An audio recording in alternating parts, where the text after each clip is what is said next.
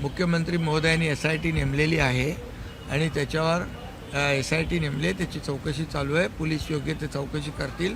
गृह विभाग सक्षम आहे आणि कुणालाही सोडलं जाणार नाही. दूध का दूध, पाणी का पाणी होईल. वैष्णवी प्रकरणी विरोधक आरोप करतायत की ही हत्या जी आहे ही आत्महत्या नसून सत्ताधाऱ्यांनी केलेली हत्या आहे. त्याच्यावर पण मुख्यमंत्री महोदयांनी स्वतः त्या ठिकाणी काही निर्देश दिलेले आहेत. सरकार कुणालाही सोडणार नाही.